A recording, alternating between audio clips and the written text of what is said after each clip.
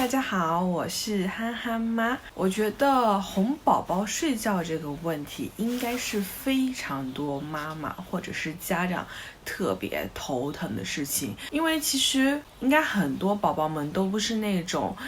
天使宝宝，就是不用哄就能睡的，大部分宝宝都是要用各种方法去哄骗，或者是抱睡，或者是怎么哄都睡不着，完全就是一个睡渣宝宝。如果是遇到这种宝宝的话，真的会让家里的家长非常非常头疼。像我们家小憨憨其实就是一个睡渣，像他出生以来的前3个月，他真的就是整宿的不睡觉，我们大家都陪着他熬。正常小孩要求一天要睡10来个小时，他一天连8个小时都打满不了，所以这件事情是让我非常头疼的。所以小憨憨出生以来，我就一直不断的在摸索他如何让他好好睡觉的方法。那现在小憨憨已经7个月了，他现在的睡觉情况真的是有非常非常大的改善，我觉得算是让我比较欣慰的一个改变吧。像他平常的话，白天都能睡一些短觉，尤其是晚上的话，他是可以睡一个比较长的长觉，而且是很少会有夜奶现象，就几乎是从晚上的10点多一觉就睡到早上的6点左右，所以这件事情是真的让我非常的开心。那今天的话，我就想来跟大家分享一下，我是如何让小憨憨从一个睡渣变成现在如今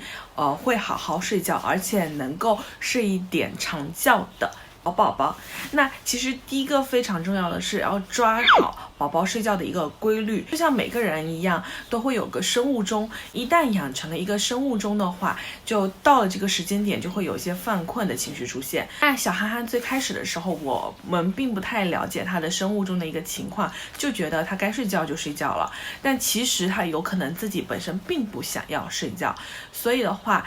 摸好宝宝的一个睡眠的规律是非常重要的。像我们家小憨憨的话，就这么几个月观察下来，他睡觉会有个规律，就是喝完奶之后大概在1个小时左右，他一定会有一些犯困，在喝完奶1个小时左右的时间点去哄我们家小憨憨睡觉的话，那一般来说都会比较好的入睡。如果一旦超过了这个时间点，拖到了2、3个小时之后的话，再去哄我们家小憨憨睡觉，他真的会哭闹的非常非常厉害。所以爸爸妈妈们就一定要抓好宝宝的生物钟，在他差不多想要睡觉的时间点去哄他睡觉。一旦超过了他的睡觉时间点，你再去哄他睡觉的话，其实宝宝会真的情绪特别的不好，因为他想要睡觉，但你又不哄他，所以导致他情绪特别不好。这时候再去哄他的话，真的就非常的困难，因为有好几次我们就跟他玩耍或有其他事情，就没有及时的去哄我们家小憨憨睡觉。那后来的话，他就是我们哄他睡觉的时候，他就拼命哭怎么哄都哄不好，这样最后的最后可能会被我们哄睡着，但是真的前期这一段哭闹折腾的过程会让人非常的头疼，你就一直抱着他，他一直不睡觉，你放下去他就醒。所以就是抓好规律是非常重要的一件事情，而且宝宝睡觉的一个环境也是非常重要的。很多妈妈们就会觉得我们好不容易把宝宝哄睡着了，把他放下去之后，营造一个非常安静的一个环境，让他好好睡觉。其实这一点是特别不好的。为什么这么说呢？因为即使你营造了一个非常安静的环境，但你不能控制好室外的一些声音。那如果你老是给宝宝营造一种非常安静的环境的话，那就是会造成一个什么结果，就是你把宝宝哄睡着了以后，他只能在这么安静的环境下睡觉，一旦有嘈杂的声音出现，他马上就会惊醒，或者马上就不睡觉。所以我的建议就是宝宝哄睡着了之后，可以适当的发出一些声音，但这种声音仅限于那种日常声音，不是说突然会有一些非常刺耳的转机声啊，或者是类似于这些声音出现，这样的话其实宝宝会惊醒。但除了这些声音以外的那种日常声音，走路啊，轻轻的关门啊，放东西啊，这些声音其实都没有问题，因为让宝宝习惯了这种有一些声音的环境下入睡，这样的话其实对于宝宝是有好处的。要不然的话，你老是营造那种非常安静的环境，家长也特别累，宝宝明明在睡觉，你什么事情都不能做，每次都得轻声细语，鸦雀无声，这个其实特别不合常理，所以的话，适当的发出一点声音是没有问题的。那有些妈妈们就会说了，我们家宝宝啊，哄完啊，好不容易哄睡着，一放下去就会醒。那我们家小憨憨之前也是会有这种情况出现，就哄了好久之后一放，就我们刚有坐到床上的动作，或者是屁股刚刚把它放到了床上，张了床，立马就哭醒，或者就是立马开始折腾。后来经过这么长之后，我摸出了一个规律，就是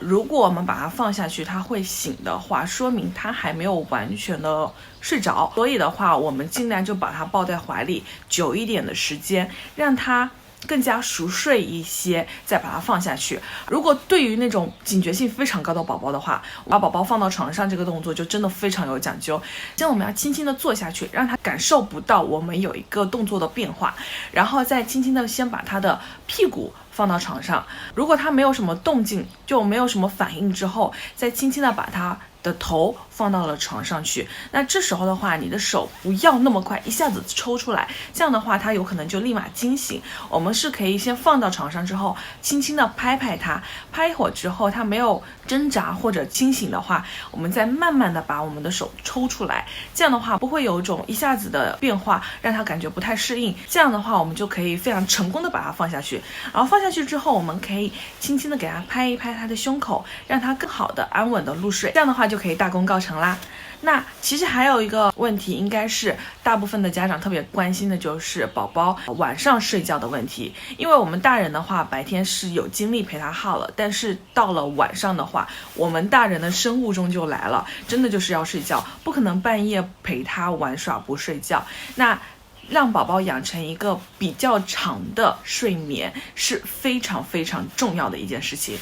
我们家小憨憨以前晚上真的都不怎么睡的，现在我们家小憨憨的话，就是晚上是可以睡个比较长的觉。那我是怎么养成他这个睡长觉的一个好习惯呢？像我们家小憨，其实在他3、4个月的时候，我突然发现晚上大概9点多10点喝完一趟奶之后，他几乎不怎么醒。以前的话大概是2、3个小时就会醒一趟，晚上要喂2次左右的夜奶。那有一次的话，他真的晚上就2、3点的时候都没有醒，那时候我其实有点担心，还特意把他摇醒去喂奶，但是他根本就不喝。后来观察了几天之后，发现他晚上在那个点他不太想起来，他特别想要睡觉。我觉得其实是一个特别好的现象，我当时就没有特别担心他会因为半夜没有起来喝奶会饿到，反正宝宝饿了他自然就会醒，倒不如让他好好睡上一觉。所以从那一次之后，我们家小憨憨几乎晚上就很少醒，所以我会慢慢的把他最后一顿喝奶的时间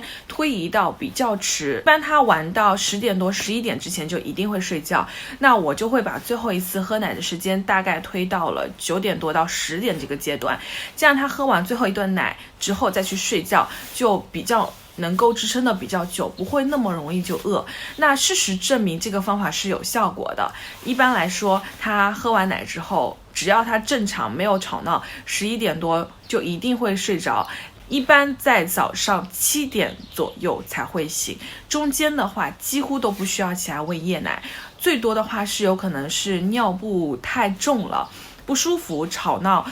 起来把它换一下，稍微哄一会儿，又立马睡着了。所以我想通过这件事情来跟很多妈妈们说，有些妈妈们会跟宝宝一起睡觉，那这时候宝宝半夜醒来，那我就立马抱起来哺乳，就养成了一种这种机械反应。但其实有可能宝宝这时候有一点点清醒，并不代表他想喝奶，有可能你轻轻拍一拍他，或者抱起来稍微哄一哄他，他立马就能睡着了。所以妈妈们可以不要那么急的，宝宝半夜醒来的时候就给他去喂奶，可以适当的尝试一下，先哄一哄他，拍一拍他，让他继续的入睡。继续一段时间的话，宝宝们就会养成一个睡长觉的习惯。要不然的话，你老是在他晚上睡觉的时候，因为喂奶打断他，他就清醒了，那自然而然他就会养成这样一小段一小段一小段的睡觉时间。所以这总的来说，就是我们要在不断的过程中去培养他一个睡觉的好习惯。